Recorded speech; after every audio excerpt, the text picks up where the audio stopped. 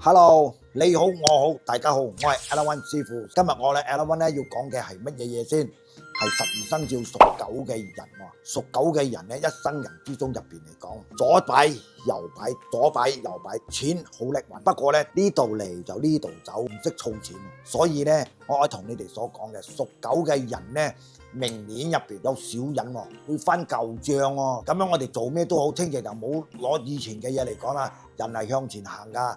一陣講下又拎起翻講舊帳，一切就死火啦。所以咧，屬狗嘅人咧，明年入邊嘅方面嚟講，都唔係講咁好啊。所以咧，做咩都好，健康方面咧都係小心，唔好食咁辣啊，唔好食咁多煎炸嘢嘅。老人家就早啲休息，唔好周圍到處行啦。所以咧，屬狗嘅人咧，明年入邊咧做事情就冇擔保人哋咩喎，破財嘅機會有好多啊。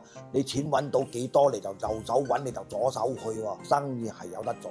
聽其宗旨我又揾，宗旨唔夠揾，人哋講東你就行東，講西你就行西，咁嘅樣就慘啦。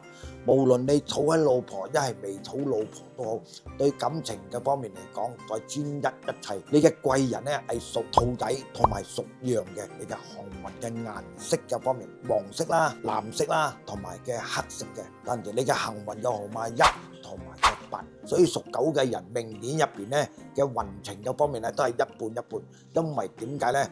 冇吉星高照啊，好在仲有一粒嘅化解星幫你化解多咗，所以唔好特登冇事揾啲事嚟搞啊，千祈就唔好做呢啲咁嘅嘢啦。最好明年新嘅一年入邊咧，換過嘅荷包去，紙多過頭嘅又唔好擠落去啦。荷包咧擠錢嘅，唔係擠廢紙落去嘅，你要記得啊。所以屬狗嘅人明年入邊，你哋嘅屋企嗰度嚟擠翻個保險箱落去，對你哋都有好大嘅作嘅錢就唔會咁樣成日都會流出去啦。係講你哋唔明白嘅。